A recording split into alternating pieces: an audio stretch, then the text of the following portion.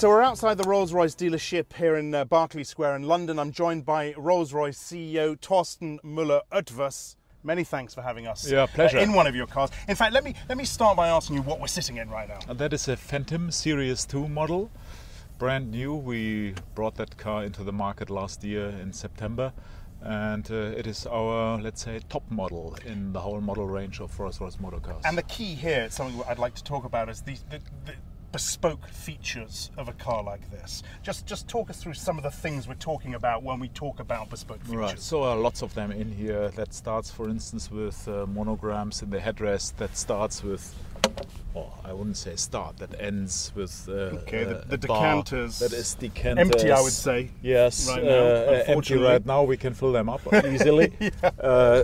Lots of different glasses. We also have a fridge in here, which allows you to carry a couple of bottles in there. Okay. We have so-called cross-bended wood applications in here, which is quite an interesting technique to do wood.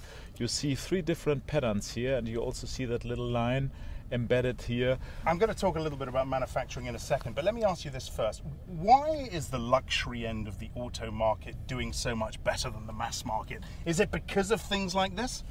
I would say that is one reason for it, definitely, but it also is a reason that we are very properly globally balanced.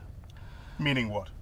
Globally balanced meaning that our volume comes literally all over the world, and it is all kind of different markets. And even in times of economic crisis, which hit the European markets quite intensively, we were able to overcompensate certain shortfalls, especially in the southern European markets, by growing in other markets. All right, let's talk about the markets.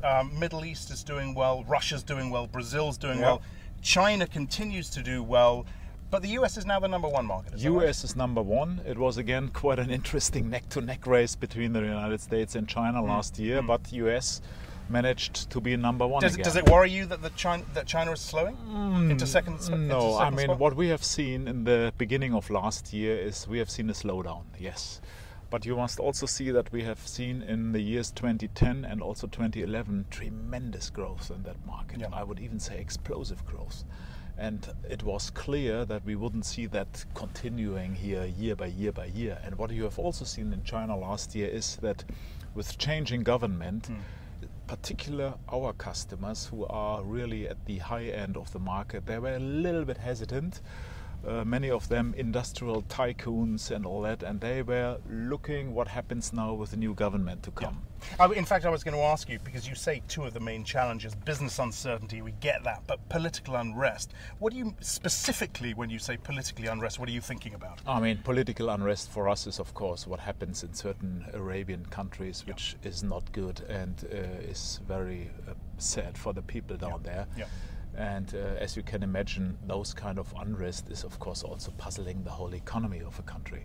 And this is what I mean with political unrest. The rest I would call purely economic uncertainty or even economic downturn or recessionary tendencies, what we currently see in some European markets, that is also not good for our business. Do you care who buys your cars? I mean, we are serving our customers. That is our clear conviction. But it doesn't matter who your customers are, provided they buy one of your cars. I mean, we are not in the process of selecting customers and saying you yes, you no. Right. That is not our intention to do so. But of course, a customer can mold a brand, right? Can affect a brand's image. That never happened with Rolls-Royce. Always in that 108 years history of that brand being at the top, at the pinnacle of the super luxury market. Even if you have from time to time more flashy customers, let's say it like that way, that is no problem at all. It is even part of that myth of Rolls-Royce that you had customers coming out of royals, celebrities, all over the place. I guess where I'm going with this, and Colin, let's stop outside the dealership when we get there. But if a Middle Eastern dictator put in an order for 10 Rolls-Royces, would that put you in a moral dilemma? I mean, that didn't happen so far. For that reason, we never had that question on the table. This is something we need to discuss then in that very minute, if it would happen, but never happened again. But normally a customer is a customer, and it's not up to us to judge what is right and what is wrong in the world, and what is justified and what is not justified. So for that reason, if we start that, I can tell you, you never end. Yeah. Where would you end? Yeah. Where would you end in terms of how is the money? Is the money justifiedly earned? Did he tax his money in a proper way?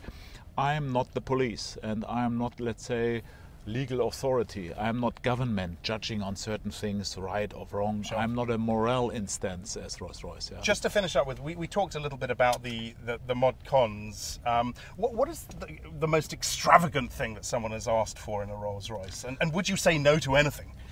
We say no to things which would affect safety. For instance, if somebody would ask me, get out with the airbags, put in some more, let's say, storage cases here, then I need to tell him this is not possible because this would affect his personal security and safety. We are not doing that. In terms of what do we have in cars, we have unbelievable combinations of colors. We have, for instance, Starlight Headliner, which is not in that car here, which gives you the impression that you are sitting under the stars. Under the stars, yeah, okay. in heaven. Yeah, 1200 fiber cable, optic cables. Right. In the headliner of a car, which even can carry your personal constellation. We are also doing that. Fantastic. Torsten, thank you so much for talking with Reuters today. Pleasure. Thanks. It was a great pleasure.